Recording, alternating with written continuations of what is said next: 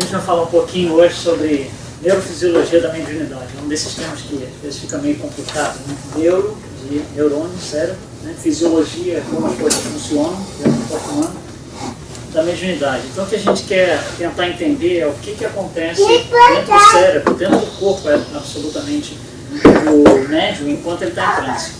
E por que ele tem as reações que ele tem? Por que ele consegue psicografar, fazer psicofonia, seja lá o que for, né? O que está acontecendo? Porque se alguma coisa acontece no plano físico, o ascendente do corpo biológico é o cérebro.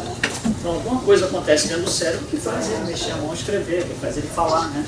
Então a gente quer estudar esse processo, o que acontece dentro da cabeça do médium, né, enquanto ele está em transe. Então a gente vai lá no Livro dos Espíritos, que é no Livro dos Médiuns, que é a base de todo o estudo científico da mediunidade, né? Kardec coloca algumas coisas muito interessantes. Esse livro foi escrito em 1861, então temos aí mais de 150 anos de livro, mas uma coisa interessante é, até hoje, isso é um consenso geral, não só nosso espírita, de todo mundo que estuda de alguma forma, alguma coisa relacionada à religião, filosofia, qualquer coisa desse tipo. É um consenso geral de que, desde que Kardec escreveu esse livro, não se tem nenhuma compilação de informação tão completa quanto essa. Isso já tem 150 anos. Ninguém conseguiu compilar tanta informação quanto ele, né? Você vê, a gente tem hoje tanto mais tecnologia, tanto mais recurso para compreender, né? Até organicamente o processo todo, mas ninguém conseguiu compilar isso. É uma coisa muito interessante. Então, no Livro dos Médiuns, ele coloca duas coisas interessantes. Essas coisas estão no verso, na contracapa do Livro dos Médiuns. Então, sendo os homens parte integrante do intercâmbio entre os dois planos da vida, material e espiritual, é melhor que conheçamos então o relacionamento entre esses dois planos. Então é isso que ele vai tentar explicar, esse relacionamento, mas dentro da cabeça do médium quando ele está em transe. O Livro dos Médiuns é o manual mais seguro, né, até mais completo, como acabamos de dizer. E aí, Allan Kardec vai desenvolver uma série de coisas dentro do Livro dos Médiuns e, em desenvolvendo essas coisas, ele começa a fazer, entre aspas, né, algumas perguntas aos espíritos. Né? Então ele publica essas perguntas que foram adquiridas, cujas respostas foram adquiridas em sessões mediúnicas, e são muito interessantes. Então uma das perguntas é essa daqui: o desenvolvimento da mediunidade é proporcional ao desenvolvimento moral do médium? A pergunta é: um médium com mais moral tem uma mediunidade melhor do que outro com menos moral? E a resposta é não, não é. A faculdade em si, propriamente dita, deve ser o organismo, tem a ver com o corpo físico, orgânico, biológico, né? Ela é independente da moral do indivíduo. O mesmo não acontece com o seu uso, porque pode ser bom ou mal dependendo das qualidades do médium. Então a faculdade em si não depende da moral. O uso da faculdade depende da moral. O médium pode usar isso para o bom caminho e para o mau caminho. Mas a faculdade em si não. Allan Kardec vai dizer, né, em outras duas ocasiões durante a codificação, que a mediunidade é orgânica. E a gente vai entender por que é orgânica hoje, por que ele está falando, né, nesses termos. Se é alguma coisa orgânica, você fala, puxa, então está dentro do corpo biológico, do corpo físico, e tá, né? A faculdade em si. Né? Bom, lá mais para frente no Livro dos Médiuns, ele fala uma outra coisa interessante. A alma exerce sobre o espírito uma livre espécie de atração ou de repulsão. Então, olha só, se alguma entidade desencarnada vai se comunicar, por exemplo, comigo, vamos fazer conta que eu sou um médium, estou fazendo o papel de médium. Se alguma entidade desencarnada vai se comunicar comigo, tem que haver uma atração entre os dois. Tem que haver algum tipo de afinidade. Isso é chamado de lei de afinidade, por isso que a gente colocou aqui lei de atração. A gente vai ter que estudar como é que é essa atração. Uma vez que os dois, né, sentem essa atração, essa afinidade, essa sintonia, tem o que a gente chama de saudação. É o aperto de mão. Quando você encontra com uma pessoa, né, você se afina com a pessoa, chegar perto dessa pessoa, como vai, tudo bem, meu nome é fulano, meu nome é fulano. Essa saudação é feita entre as duas entidades, né, o médium encarnado e entidade desencarnada. Uma vez feito isso, né, vai haver toda uma dinâmica que é realmente a troca de informação, como é que isso acontece, o que está acontecendo lá dentro da cabeça do médium, né? E aí a gente fala um pouquinho sobre as atualidades, o que a ciência nos diz hoje sobre mediunidade, porque isso é um negócio complicado, né? Falar em mediunidade e ciência, nossa, não é bem assim não. A coisa está muito diferente, tá? E a gente tira então algumas conclusões. Então, em relação à afinidade, à atração entre esses dois espíritos, um encarnado e um desencarnado, a gente fala que tem que ter uma atração. Né? Da mesma maneira que nós sentimos atração ou repulsão por qualquer outro espírito, isso depende do grau de semelhança existente entre eles. Grau de semelhança. Os bons espíritos gente tem afinidade com os bons e os maus com os maus. Onde se segue que as qualidades morais do médium exercem influência capital sobre a comunicação. Então, olha só, novamente, a qualidade do médium não influi no fato de existir mediunidade, mas ela influi na qualidade dessa mediunidade. Ela pode ser usada de uma forma boa, positiva, ou de uma forma mais duvidosa. Emmanuel, no livro Roteiro, nos coloca dessa forma. Olha só, precisamos compreender que os nossos pensamentos, agora ele começa a falar no pensamento, que é o pensamento do médium, né? Como é que anda esse pensamento desse médium, né? Fora da sessão mediúnica, na sua vida dia a dia. Esses pensamentos são forças, imagens, coisas e criações visíveis e tangíveis no campo espiritual. Isso para a gente é uma coisa muito complicada de entender. O que ele está dizendo aqui é o seguinte: se eu chegar para vocês e disser assim, eu sou professor de história, acho que ninguém vai duvidar, né? A maioria das pessoas aceita normalmente, eu não sou, né? Mas eu enganei vocês, por assim dizer. Então eu sou uma coisa e disse que sou outra, né? No caso da relação com o mundo espiritual não é assim, porque eles não ouvem o que a minha boca está falando. Eles veem um negócio que é chamado forma-pensamento. Tudo que eu penso é como se, em vez de eu falasse, eu fizesse um desenho, né? E esse desenho é projetado, como se eu segurasse uma plaqueta com um desenho daquilo que eu estou pensando. Então, se eu estou pensando, por exemplo, que eu podia estar na praia, em vez de estar aqui, o que eles estão vendo? Eles estão vendo a minha plaquetinha com eu sentado na praia tomando água de coco. Então não adianta eu falar, está ótimo, está aqui pessoal, está maravilhoso. O meu pensamento está, eu podia estar na praia bebendo água de coco. Porque o que eles estão detectando é a minha forma de pensamento, é a minha plaquetinha com o meu pensamento. André Luiz nos diz que pensamento é matéria. Não é matéria para a gente, como a gente conhece, sólida, não é uma cadeira, não é uma mesa. Mas é matéria para os espíritos desencarnados. Para eles, é uma materialização daquilo que eu pensei e eu exibi na forma de pensamento. Está ali e eles conseguem captar por ali o que eu estou pensando. Em função disso, nós atraímos companheiros, e olha que interessante, companheiros e recursos, não é só espíritos desencarnados que se afinam com o meu pensamento. Recursos também, conforme a natureza das nossas ideias, aspirações, invocações e apelos. Então, se eu, por exemplo, estou com um sentimento de raiva, o que acontece? A minha forma de pensamento é raiva.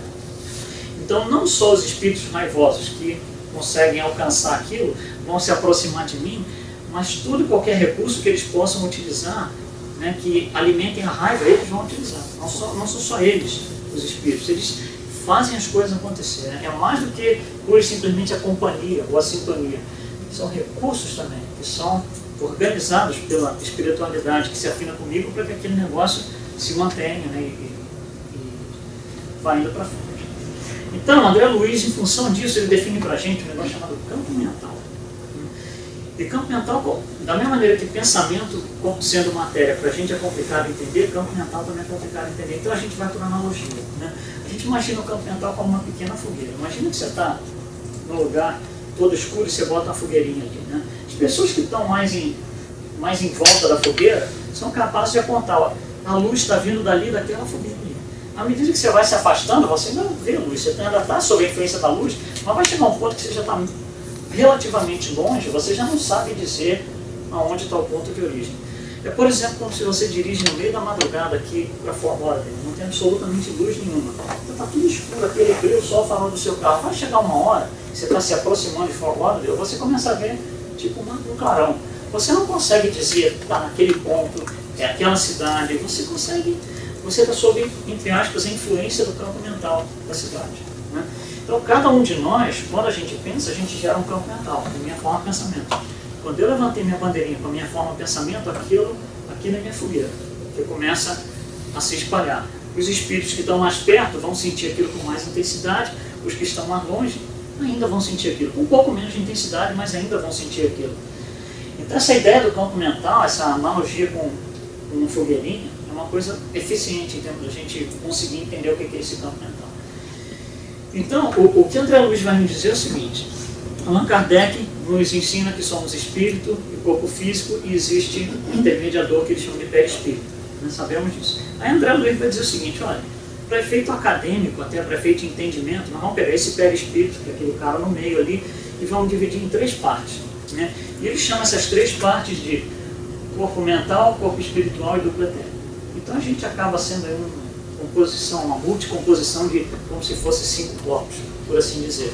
E cada um desses corpos tem uma influência no trâmite das coisas. Né? Desde a hora que se eu estou lá com raiva, ou com tolerância, ou com algum tipo de sentimento, isso vai se refletir no plano físico. Né? Por exemplo, uma raiva incontida pode levar, por exemplo, a eu tirar uma arma e matar uma pessoa.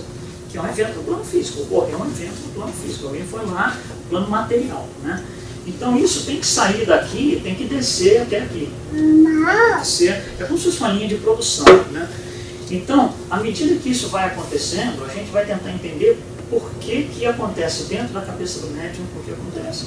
Só que antes da gente chegar no plano físico, que é quando entra dentro da cabeça do médium, a gente tem que entender o que acontece aqui, nos corpos sutis, nos corpos espirituais. Então, vamos dar uma entendida nisso daí.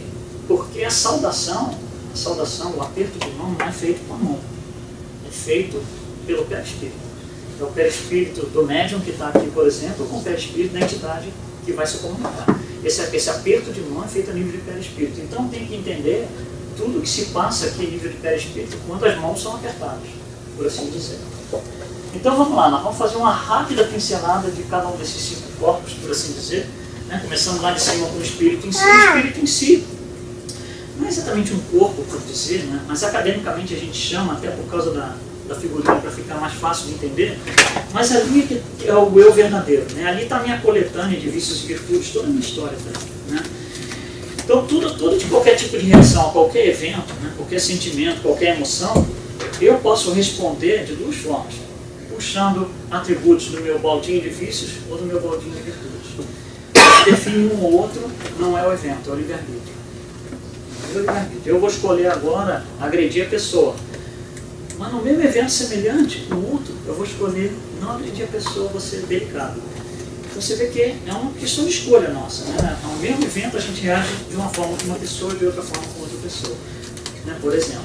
Então aqui, né, no espírito, é onde está todo o meu fluxo de virtudes e vícios. Dali é que eu vou escolher, fazer as escolhas que eu preciso, obrigado, para minhas atitudes. Então, como eu falei no início, isso é como se fosse uma linha de produção. Uma vez que o espírito determinou, por exemplo, vamos voltar aqui no caso que a gente falou lá atrás, que eu estou em modo aí de vingança, estou querendo me vingar porque alguma coisa aconteceu, eu estou insatisfeito. Então isso é passado para o corpo mental. O corpo mental tem uma única função nesse esquema de coisas, que é responsável pela produção do pensamento. É o desenhista. O corpo mental é quem desenha. A raivinha levanta a plaqueta. É só isso que ele faz. É ele quem, entre aspas, fala para o mundo espiritual: eu estou com raiva, pessoal, eu estou com um sentimento de vingança, né? Através da plaquetinha que forma o pensamento. Uma vez que isso é exibido, né, o mundo espiritual já tomou conhecimento do que eu quero, do que eu estou fazendo, de quem eu sou, etc. Né? Então isso vai para o próximo corpo da linha de produção, por assim dizer, que é o corpo espiritual. Esse corpo espiritual, ele contém toda a minha lei de débitos e créditos. Então é como se fosse assim, por exemplo, eu pensei lá, eu estou com raiva, eu exibi a minha plaquetinha de raiva, e aí no meu talão de cheque, no meu balanço, né, vai ser anotado que eu estou com raiva. Quando eu emito um cheque para alguém, eu anoto lá $100 para o fulano, por exemplo. Para eu saber que aquilo ali está documentado, foi feito. Quando alguém deposita na minha conta, eu vou lá e anoto. Eu recebi, sei lá, $200 do fulano, e assim eu vou, né, balanceando, fazendo meus créditos e débitos. Aqui é exatamente a mesma coisa, só que não é dinheiro. É o meu... É a conta bancária do banco de venda. É a minha lei de débitos e créditos. Então, se eu estou com raiva, vai passar uma entrada aqui no meu talão de cheque, que é: dia tal, fiquei com tal intensidade de raiva, por causa de tal coisa. Isso vai anotado. Então, isso é uma coisa tão forte que esse corpo espiritual aqui, os hindus dão outro nome a ele. Eles chamam de corpo kármico. Por causa da lei de karma, que vai gravada ali dentro. Todos os meus débitos e créditos, todas as minhas ações e reações estão naquele livro de contabilidade. Né? Uma vez que isso é anotado, então foi anotado lá: você hoje está com raiva na intensidade e tal, não sei o que lá. Isso é passado para o próximo corpo e você começa a executar isso aí no plano físico. Né?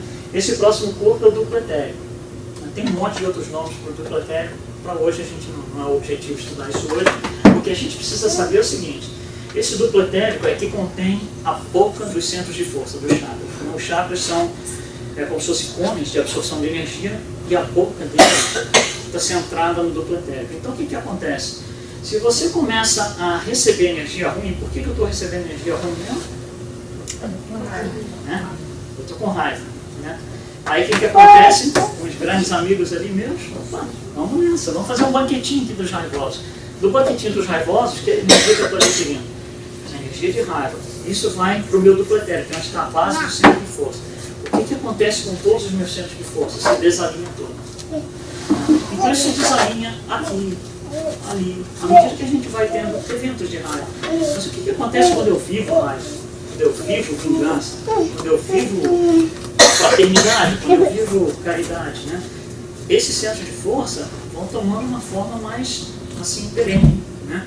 E vão se realinhando, né? De uma forma muito interessante, muito boa, ou se desalinhando de uma forma catastrófica, a ponto de que a gente chega a ter depressões e outras coisas aí, porque tem uma hora que você não consegue realinhar mais. Você precisa de interferência, intervenção externa, que você por si só já não consegue fazer. Então, quando isso chega no duplo etérico, começa a pintar coisa no plano físico. Então, essa energia que circula no duplo etérico inteiro, chamado fluido vital, ela é passada para o corpo físico, né? E ela vai entrar, em última análise, na corrente sanguínea, porque é o fluido que circula no corpo físico, é a corrente sanguínea. Então, em cada célula do meu organismo, eu vou carregar energia compatível com aquilo que eu estou pensando. Se a minha forma de pensamento foi vingança, a partir daquele momento, cada célula do meu organismo carrega e gera energia de vingança, ou de caridade, ou de amor, seja lá o que for, né? Então, o que acontece? Um pensamento, um sentimento aqui vai se reportar de alguma forma no plano físico. Isso não exclui nenhum de nós. No caso do médium é mais complicado, porque ele tem uma capacidade de absorção dessas energias externas muito maior.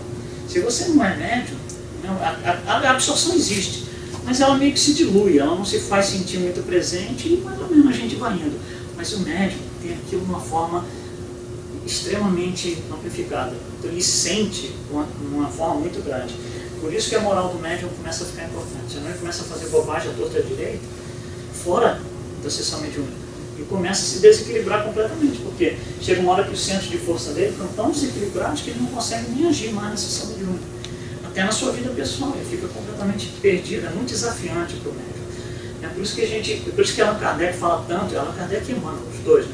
Falam tanto em o médium ter um padrão de moral elevado, né? Bom, então essa saudação é feita perispírito a perispírito. Quando a gente olha esse perispírito aqui, são esses três corpos aqui, eu coloquei aqui também o corpo físico, cada um deles a gente viu que emana algum tipo de energia, em situações diferentes, são fluidos diferentes, mas a composição de todos esses fluidos, de todos esses corpos, é o que a gente chama de aura. Então o que é aura? É uma emanação fluídica, em palavras muito simples, é uma emanação fluídica, né, que tem a ver com a composição de todos esses corpos. Não é só do corpo físico, não é só do corpo espiritual, dos corpos espirituais, é uma compilação de coisas. Essa aura que é o meu cartão de visita no mundo espiritual, porque ela contém a minha plaquetinha. Nessa aura está lá a minha plaquetinha. Então não adianta eu chegar para você, por exemplo, eu posso aqui no printer aqui do lado, imprimir um cartão e dizer lá, diretor da NASA.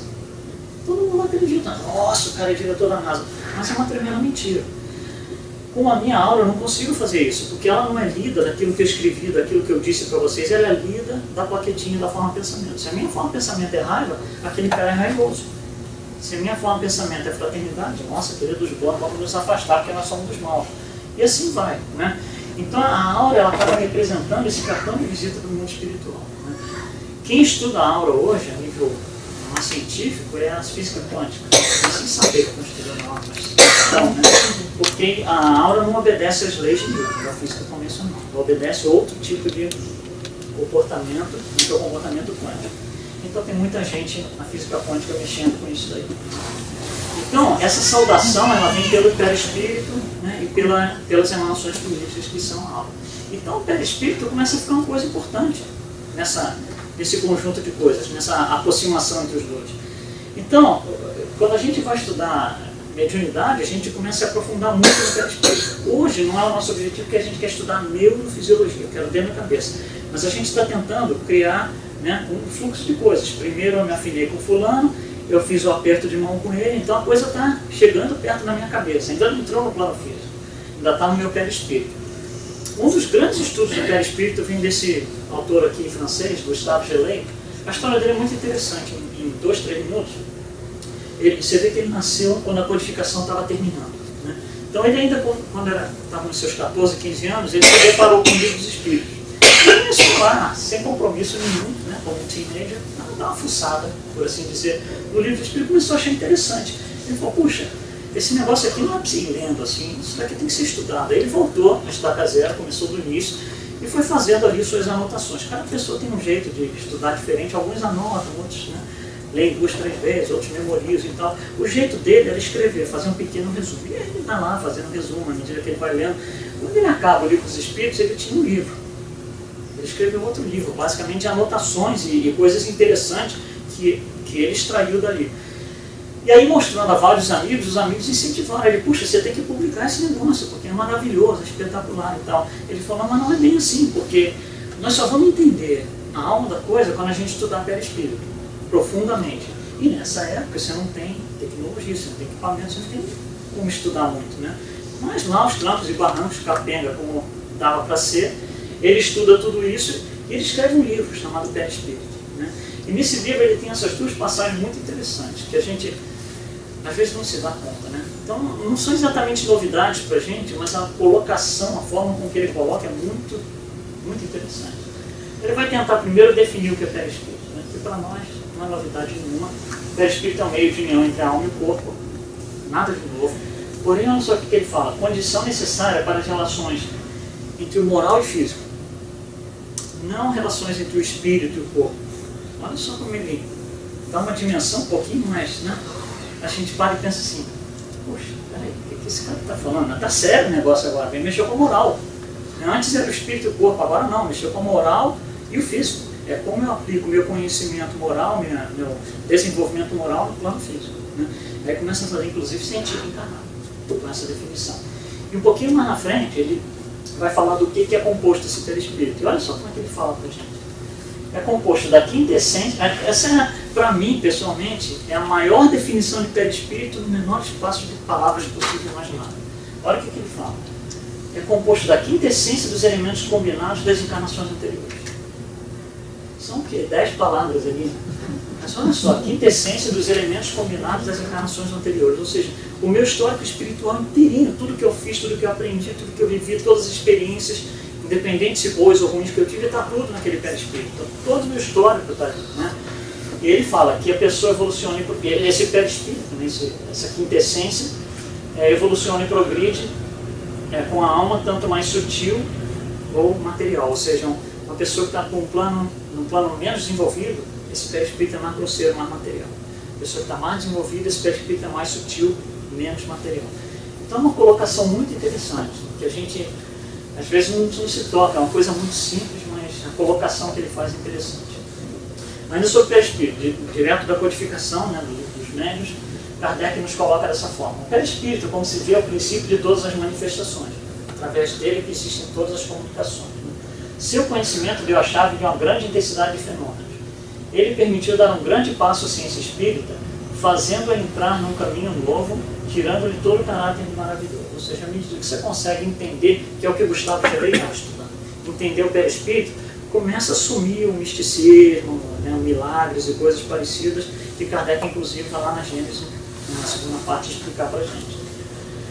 E aí a gente pega o livro do Zimmermann, né, um negócio desse tamanho, eu chamo de tijolo, né, e é um livro de 500 e tantas páginas, maravilhoso, só sobre perispírito, um livro inteiro só sobre isso. Mas ele fala algumas coisas interessantes nesse livro. Né? Olha só o que ele fala. A expansibilidade perispirítica está praticamente na base de todos os processos mediúnicos. Então, calma. O que é expansibilidade perispirítica? Ele está nos dizendo que o perispírito se expande. Né? E a gente tem uma dificuldade muito grande de entender se expande. Porque quando a gente fala em linguagem coloquial, em linguagem informal, expandir, a gente pensa em engordar. Então, como se o perispírito engordasse. E aí a gente tem medo, não quer fazer dieta. Mas não é isso que ele está falando. Porque a gente está tentando visualizar com a vista, né, a expansão do perispírito. Não é a melhor forma da gente fazer isso. A melhor forma da gente fazer isso é através do olfato. Então, por exemplo, se eu chegar aqui com um saco de peixe morto e tiver um peixe morto, vocês vão sentir o cheiro. Quem está aqui na frente vai sentir mais, quem está lá atrás vai ficar assim. Até não sabe exatamente o que é, porque ele está sob uma influência do campo mental, mas muito menos do que o pessoal aqui na frente. né? Se eu, em vez de um peixe, eu trouxer 15 peixes mortos aqui dentro, a expansão desse campo mental é muito maior. Mesmo quem está lá atrás vai falar, nossa, está um cheiro horrível, fortíssimo de peixe morto. Então o que está acontecendo? A essência do que está dentro daquele saco plástico está se abrangendo, está se expandindo. É essa expansibilidade que o Zimmermann está falando. E o Kardec fala também disso no Livro dos Médiuns. É a capacidade de você gerar um campo mental mais abrangente ou menos abrangente. É isso que é expansibilidade, não é visual, não é engordar. O perispírito não engorda, não emagrece. Então, no livro Obras Póstumas, Allan Kardec volta a tocar no perispírito da seguinte forma: ele não se acha encerrado nos limites do corpo como uma caixa, que é o que a gente estava falando. Ele não engorda mais porque o meu corpo está limitado, não é nada disso. Pense no cheiro, não no visual. Pela sua natureza fluídica, ele é expansível, como o cheiro. Irradia para o exterior e forma em torno do corpo uma espécie de atmosfera que o pensamento e a vontade podem dilatar mais ou menos. Olha só, o que faz esse campo mental dilatar mais ou menos? O pensamento e a vontade. Primeiro é eu pensar. Pensar aqui, a minha forma de pensamento é minha plaquetinha. Segundo é eu pensar com mais intensidade. Quanto mais intensidade eu ponho naquele pensamento, maior o meu campo mental se expande, maior é a abrangência do meu campo mental. Mas olha só que coisa interessante. Quando Allan Kardec está estudando isso, em nenhum momento você vai ver na codificação a palavra aura. Em nenhum momento. Isso é a explicação. Né? Allan Kardec está ainda no meio da Inquisição, né? Talvez um pouco mais fraca do que em centenas de anos anteriores, mas ainda está no meio. A Igreja Católica está ainda ali, né? No pescoço dele, vendo o que ele está fazendo. E uma coisa interessante é que quando você vê, por exemplo, figura representativa de santos da Igreja Católica, normalmente um desenho esquemático e tem uma auréola em volta, alguma coisa que sugere luz ou algum tipo de iluminação. E aquilo definiria uma pessoa que supostamente mais lúcida, né, mais desenvolvida e tal, que a Igreja chama de santo. E aquela rodinha iluminada, para a Igreja Católica, né, a gente dá essa ideia de aura. Allan Kardec está tentando, né, diversificar o máximo possível, né, porque a gente está tentando sair das ideias padrões da Igreja, dos dogmas, dos rituais. Então, ele escolheu não usar a palavra aura, porque é complicado, ia ser muito complicado. Então, ele usa atmosfera fluídica. Hoje a gente costuma usar muito a palavra psicosfera, que é mais ou menos a mesma coisa. Então, quando a gente fala em psicosfera, hoje a gente está falando nessa aura coletiva, a psicosfera do ambiente. A aura coletiva, a soma das auras de cada um dos integrantes daquele grupo. Bom, então olha só, houve o aperto de mão, né? Então eu me afinei com alguém, houve o aperto de mão, saudação, como vai você, vou bem, vamos começar? Vamos. Né? Para começar, eu preciso absorver de alguma forma o psiquismo do outro. Eu, como médico, por exemplo, eu preciso começar a absorver o psiquismo. O que ele está mandando para mim? O que esse cara vai mandar para mim? Então eu preciso estar esperando alguma coisa chegar.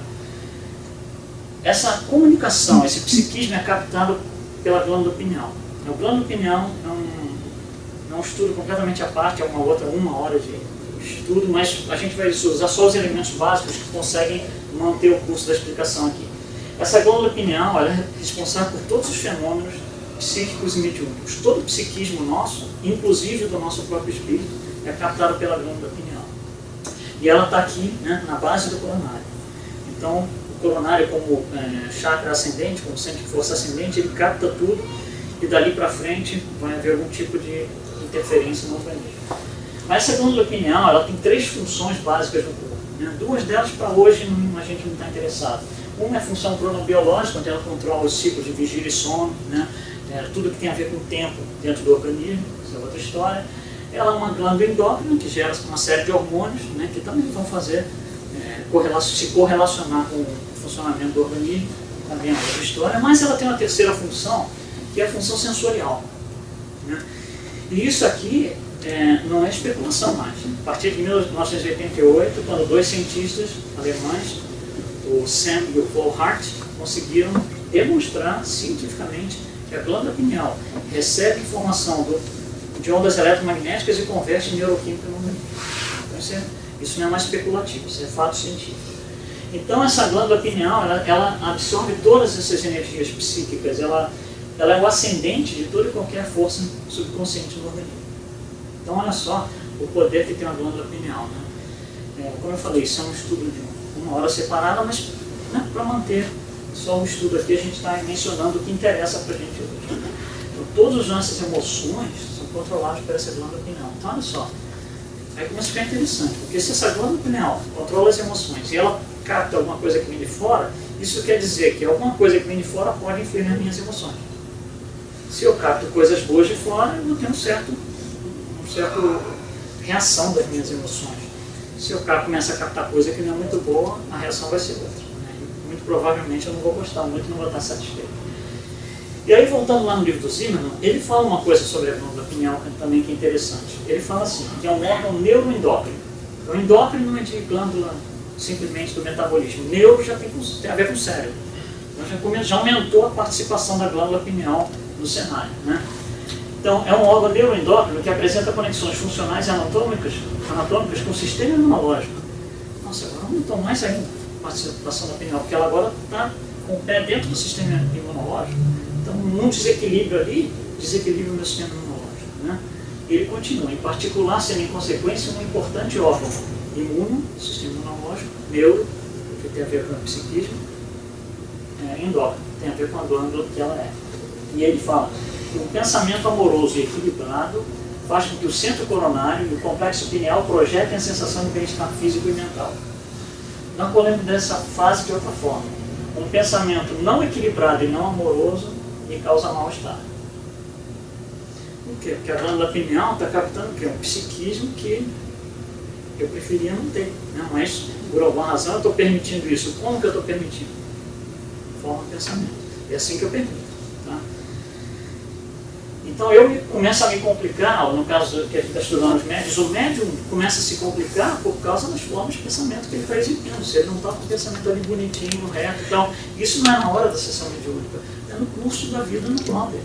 Né? No curso, na hora que ele vai lá para fora desdobrar, que ele está dormindo, tudo isso tem influência. Né? Então, essa glândula pineal começa a ficar um estudo muito importante. Essa glândula pineal ela funciona de uma forma muito interessante. É assim, lá dentro dela, ela tem um monte de cristalzinhos, cristais mesmo, minerais. E o material desse cristal é chamado de apatita. A apatita é usada em antena de televisão, de celular. Né? E a maneira que essa apatita funciona é estranha para uma antena. Uma antena a gente pensaria, puxa, alguma coisa que vai puxar o sinal. Não é. O que a apatita faz é exatamente o contrário, ela rebate o sinal. Parece estranho. Então, olha só, o que acontece? Digamos que vem uma onda eletromagnética. Eu tenho aqui 5 cristais de apatita, por exemplo. Essa onda eletromagnética bate aqui. Quando bate aqui, esse cara, em vez de absorver, o que ele faz? Ele rechaça. Né? Então esse sinal é jogado para fora. Aí ele bate nesse daqui. Esse daqui faz a mesma coisa, rechaça. Então ele fica ricocheteando ali até sair fora. Né? E aí as ondas vão vindo e ficam ricocheteando ali. Então olha só que interessante. Se uma pessoa tiver, por exemplo, dentro da glândula pineal, 5 cristais, o que acontece? O sinal passa ali rapidamente. Foi embora. Né?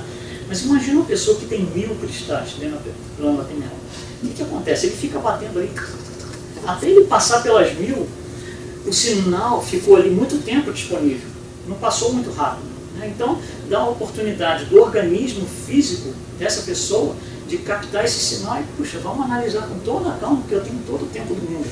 Então, a impressão, a sensação que essa pessoa tem é muito mais intensa do que aquele que tem 5 cristais. Estou dando números como exemplos para ficar fácil o entendimento. Essa pessoa que tem 1000 cristais é um médium ostensivo. Aqueles que têm 5 cristais, possivelmente se diriam, eu não sou médium. Então, o que acontece? Voltando a Allan Kardec, mediunidade é uma faculdade orgânica. Não tem dieta que eu faça para trocar o número de cristais. Não tem operação que eu faça para diminuir ou aumentar o número de cristais. É assim. Eu vim com propósito encarnatório, né, e o meu propósito encarnatório está no meu organismo. Daí o fato dele dizer categoricamente que mediunidade é uma faculdade orgânica. O que eu faço com o evento é outra coisa. Não tem nada a ver com o organismo, aí é moral. Né? Mas o evento em si não. Então, se a gente olhar essa figura daqui, a gente vê um corte do cérebro aqui, a glândula pineal está aqui. Quando esse sinal é absorvido pela glândula pineal, ele é redirecionado para uma das seguintes 2 áreas do cérebro. Ou ele vai para o hipotálamo, ou ele vai para o tálamo. A gente vai explicar o que acontece com um, com o outro, e quando vai para um, quando vai para o outro. O hipotálamo é responsável por uma série de funções básicas dentro do organismo. Aqui eu listei algumas, né? Classificamos em 3 partes primeiro, para ficar mais fácil da gente entender. Então o hipotálamo, ele está relacionado aos comportamentos nossos, aos hormônios e ao sistema nervoso autônomo. Então, se houver quando o sinal entra aqui pela pineal e ele é carregado, depois a gente vê como, para o hipotálamo, isso pode gerar algum desses tipos de alteração. E a gente fala assim, mas como? Olha, pensa assim, o seguinte, pensa que a gente está conversando aqui normalmente e tal, todo mundo satisfeito com a temperatura, tá beleza. De repente uma pessoa fala assim, nossa, eu estou com frio absurdo, vocês não estão com frio? Todo mundo olha para essa pessoa e fala, você está maluco? Né? E a pessoa fica ali naquele desespero por 3, 4, 5 minutos e passa. Passa normalmente. E a pessoa esquece que teve um acesso de frio temporário. Porque houve uma alteração de temperatura não justificada. Não é que a pessoa entrou embaixo da saída do ar-condicionado e ficou lá que nem um herói, não é isso. Simplesmente a pessoa teve uma sensação, né, que transitou ali pelo corpo, mas com uma causa assim meio, no mínimo, mal definida. Não é uma coisa clínica, mas aconteceu. E assim também, de vez em quando você fica irritado, não troca de nada, você está empurra ali, 5 minutos depois você está contente de novo. Acontece essas coisas com a gente, e a gente fica assim, né, o que aconteceu, o que foi, né? Então, nós estamos recebendo informação do mundo espiritual, né, e essa informação está sendo levada para o lugar que gera sintomas clínicos. Mas isso daqui pode entrar pelo tálamo. Quando isso entra para o tálamo, que a gente também vai explicar como, isso é levado até uma área do cérebro chamada córtex, que vai interpretar aquele evento. Quando isso acontece por esse lado, pelo lado do tálamo e do córtex, dá fenômeno mediúnico, da psicofonia, da psicografia, que o médium vai falar assim, o doutor Bezerra de Menezes está sentado aqui. Todo mundo olha e fala, você está louco. Porque ele não está, não estamos vendo, ele não está. E aí começa a briga. Não está.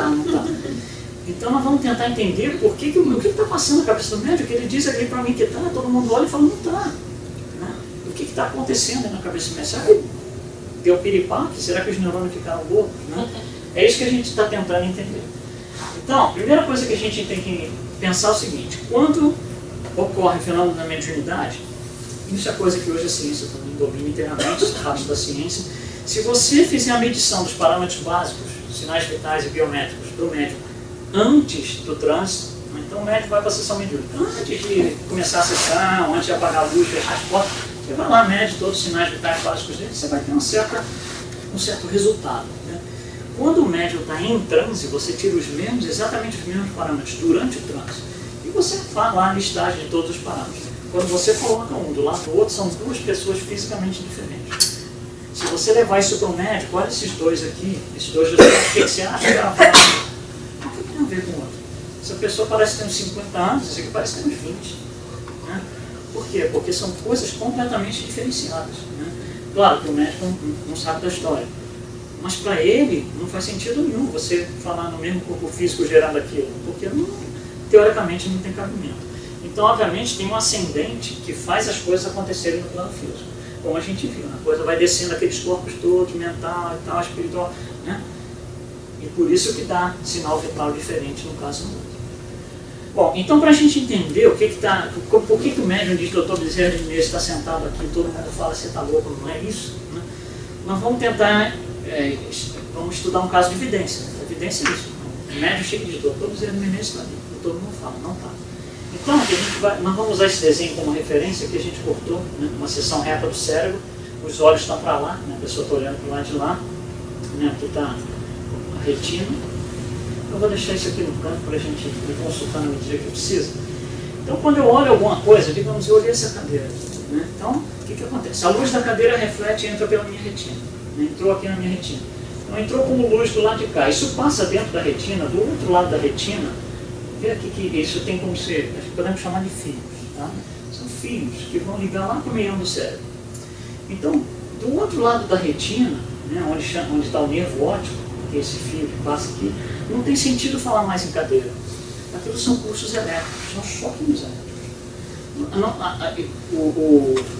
A informação que passa aqui não é mais cadeira, é uma sequência de sinais elétricos. Tá? Da mesma maneira que se eu olhar, por exemplo, a mesa, do lado de cá também é sequência de sinais elétricos. Não tem mais mesa, não tem mais cadeira, não tem mais câmera, não tem mais nada disso. Tá? Isso aqui, então, vem por esse fio levado lá para o meião do cérebro, para uma área chamada tálamo, que é alguma coisa que a gente viu agora há pouco. E nem esse tálamo. Esse tálamo é crítico, né, no funcionamento do cérebro. Esse tálamo recebe todas as terminações nervosas, todo nervo possível e imaginável no organismo, menos os do nariz. Então, por exemplo, se alguém pisar no meu pé e machucar a minha unha, como é que eu sei que isso aconteceu a nível consciente? Né? Eu sei que isso aconteceu porque as terminações, as milhões de terminações nervosas que estão ali no meu dedão, sobem pela espinha aqui por dentro e vão para o tálamo. Né? Da mesma maneira que todas que vêm na minha retina, todas que vêm no meu ouvido e assim do corpo inteiro. Quando alguém pisa ali, né, acusa que houve um choque, né, isso sobe pela minha espinha, vai até o tálamo, e o tálamo de alguma forma toma conhecimento que alguém pisou no meu pé e isso vira nível consciente. Então quando o sujeito olha, por exemplo, uma cadeira aqui, o que acontece? Isso chega no tálamo, mas chega no tálamo como sinal elétrico. O tálamo não sabe o que é aquilo, ele não consegue dizer a nível consciente para mim, você está vendo uma cadeira. Ele não consegue. São células recebendo sinais elétricos. É matéria recebendo impulso elétrico. É pura e simplesmente matéria. Matéria não tem capacidade de julgar, você está vendo uma cadeira. Célula não tem condição de fazer esse poder de decisão. Então, esse sinal que entra aqui, ele tem que ser levado até uma área do cérebro para fazer interpretação. O que significa essa sequência de choques? Né? Essa área é chamada de córtex. Né? Então, como é que isso chega até o córtex? Isso é carregado, não é um fio contínuo, como a gente poderia imaginar em eletricidade. É uma sequência de neurônios. Está vindo um neurônio, o outro vem atrás, o outro vem atrás, o outro vem atrás. Isso é formado dinamicamente para cada choquinho elétrico que entra na nossa cabeça. E essa justaposição de 1 bilhão de neurônios forma, entre aspas, um fio e carrega a informação até esse córtex. Mas olha que coisa interessante. Aí começa a ficar interessante ainda. Esses neurônios aqui, eles não se tocam. Então aqui eu tenho um neurônio, aqui eu tenho outro, eles não se tocam. Não é assim que acontece. Eles se aproximam, mas não se tocam.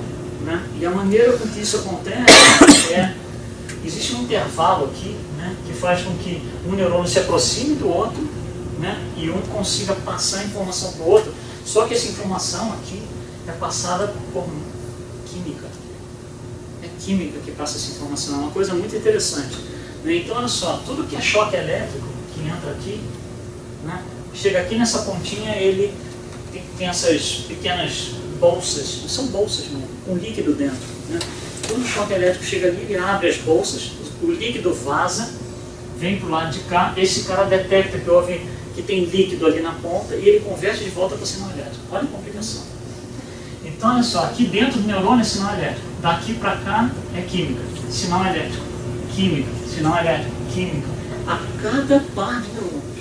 Olha só a complicação que é o negócio.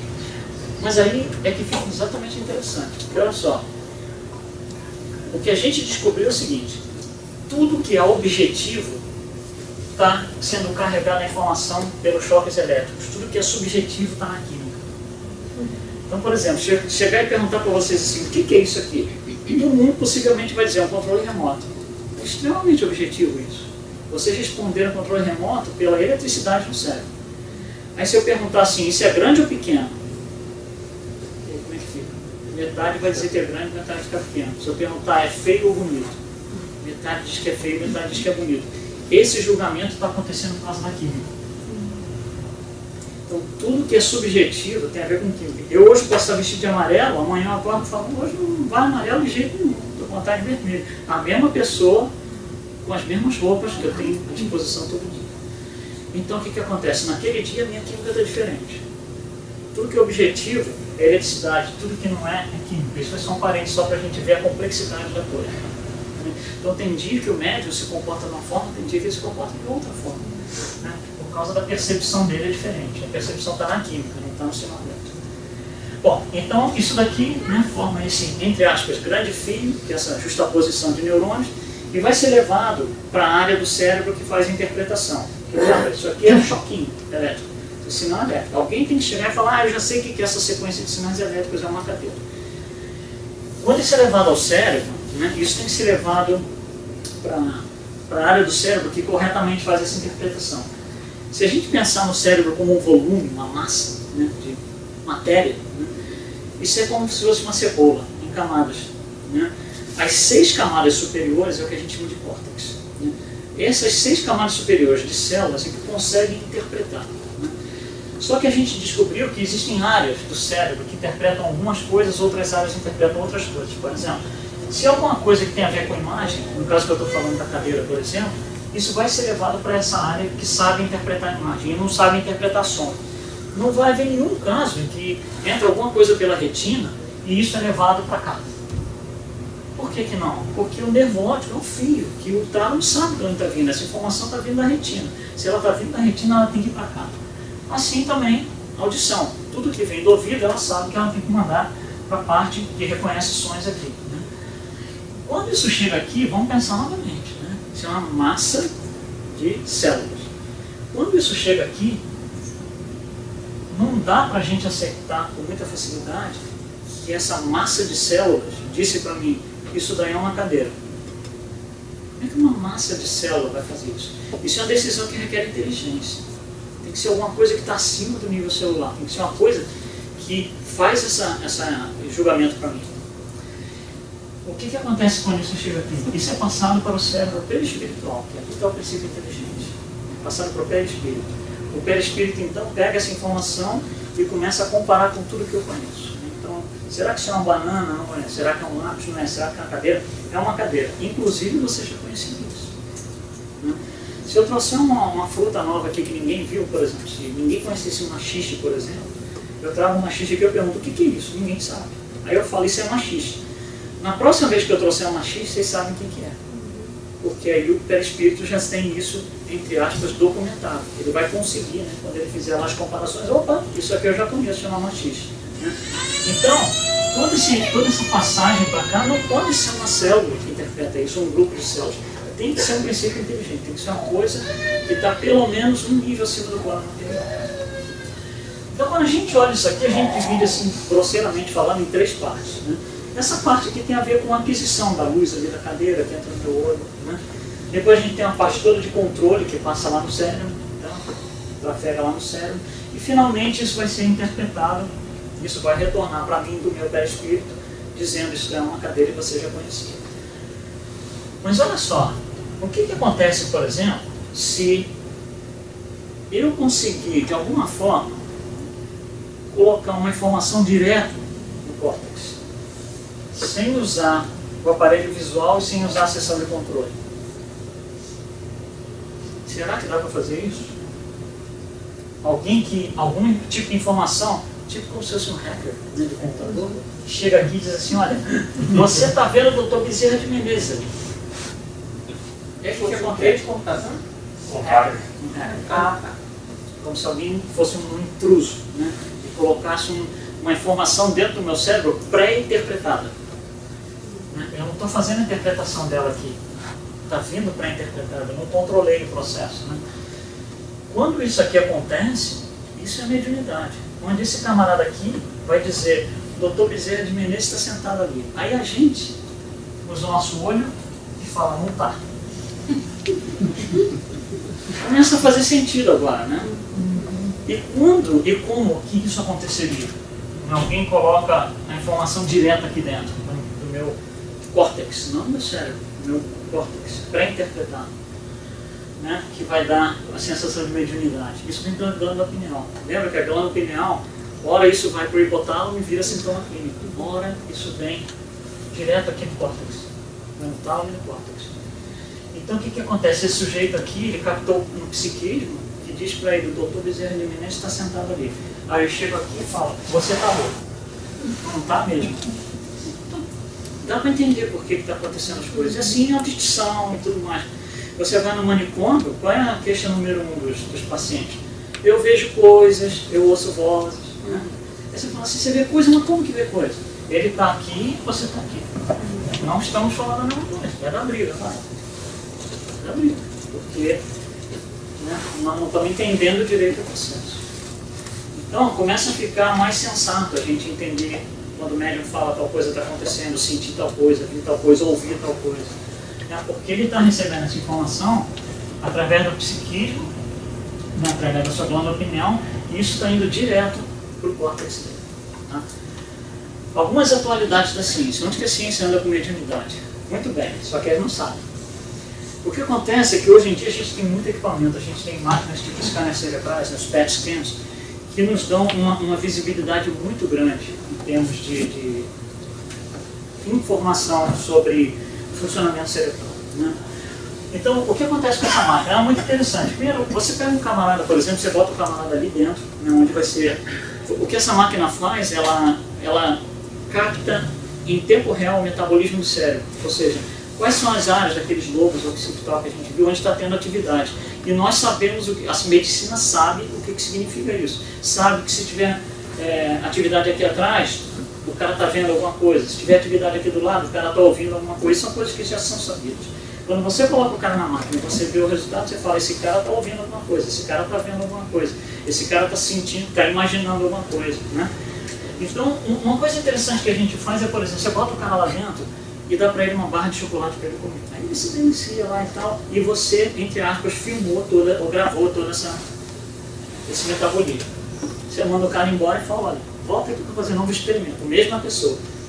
15 dias depois, você bota o cara na máquina e fala, olha, dessa vez eu não vou te dar uma barra de chocolate, mas enquanto você estiver lá dentro, eu quero que você lembre exatamente do dia que você comeu a barra de chocolate quando você estava aqui.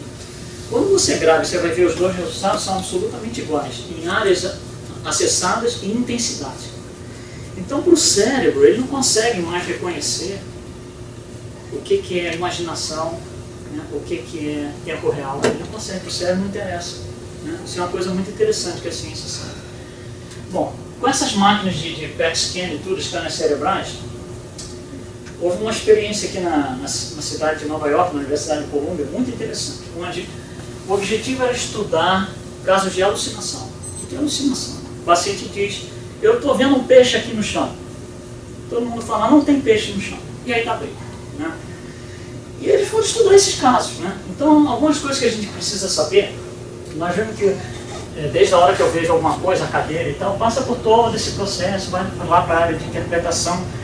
Quando entra aqui na área de interpretação, né, a gente falou que simplesmente o perispírito retorna com a informação de que é uma cadeira, de que é uma mesa e tal. Mas na verdade é um pouco mais complicado do que isso. Quando isso chega aqui, isso vai passar por 4 estágios, tá? Que são esses aqui. Área visual primária, secundária, associativa e interpretativa. Isso aqui para a gente hoje não interessa. Isso interessa para mim hoje, para o nosso estudo aqui, área visual primária e secundária. O que significa isso em termos práticos? Significa assim, toda vez que eu vejo alguma coisa com os meus olhos, eu vejo alguma coisa, se você me botar lá dentro do PET scan, do scanner cerebral, ele vai acusar, né, que existe atividade na retina.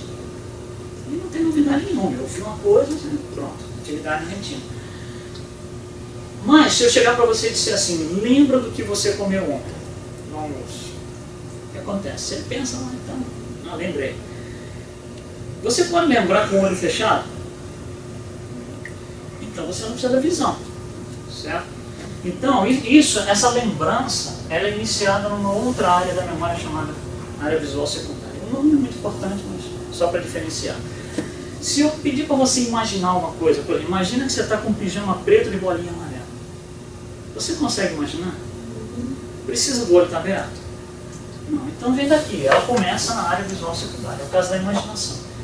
No caso da alucinação, né, o que o alucinante, a pessoa que está alucinando fala? Tem um peixe ali, ele pode estar de olho aberto ou fechado. Na maioria das vezes fecha o olho, fica em agonia e tal. Então não precisa da visão, em teoria, né? Porque ele pode alucinar com o olho fechado. Deitado, às vezes, muitas vezes, eles fazem assim, porque eles não querem ver o que eles veem. Eles fazem assim, fecham os olhos, né? Então, tudo começa aqui, na área visual secundária, você não precisa da retina. Quando você coloca esses casos no PET scan, né, então o que acontece? A gente está tentando entender, ou pelo menos na Universidade de Nova York e Colômbia, o que a gente está tentando entender é casos de alucinação.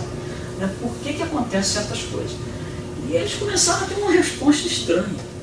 Em vários casos de alucinação, né, quando você ia ver o resultado do scanner, tinha atividade na retina.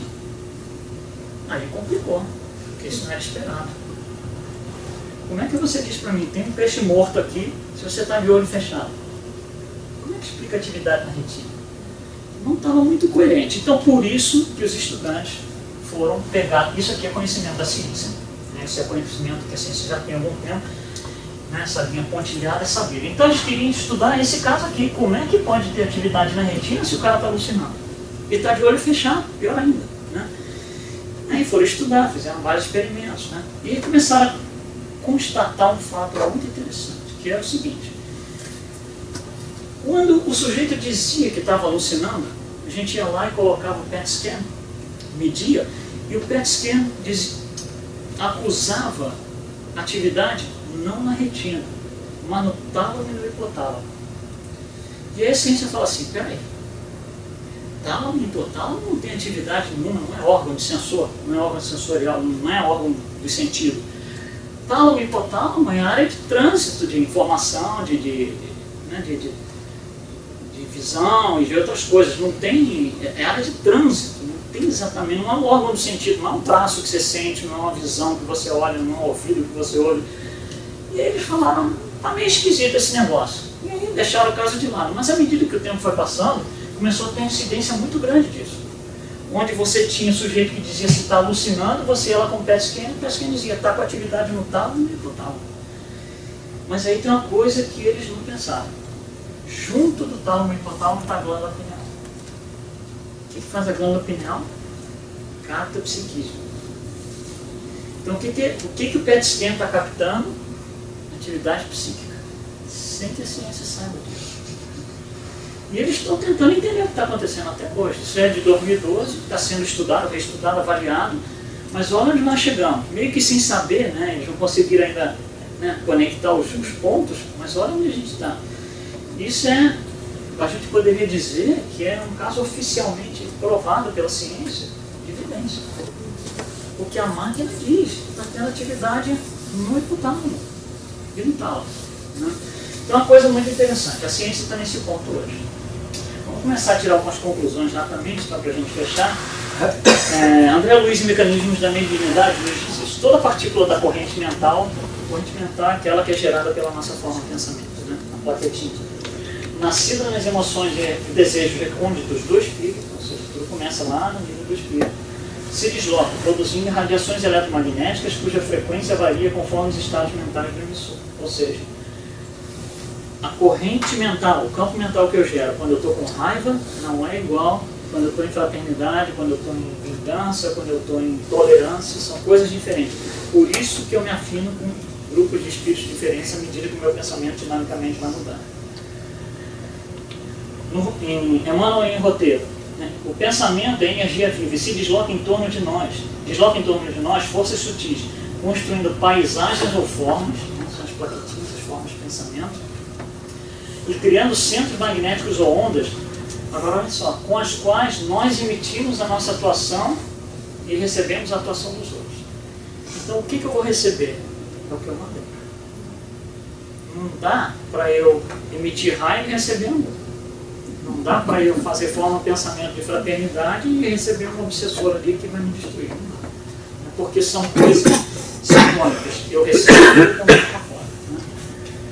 Então, finalizando, né, o quadro final aqui, tudo começa lá em cima com afinidade, o médium, né, cada um de nós, na verdade, né, gera o seu campo mental, que é a sua forma de pensamento, a interação entre os perispíritos do médium e da entidade comunicante começa, o psiquismo é recebido dentro da cabeça, já vai no plano físico, entrando no plano físico, dentro da cabeça do médium, pela glândula pineal, pelo centro coronário, né, isso vai na glândula pineal, vai para o tálamo, né, e do tálamo então vai para o córtex, vai ser interpretado e vai gerar algum tipo de mediunidade, um efeito mediúnico, psicofonia, psicografia.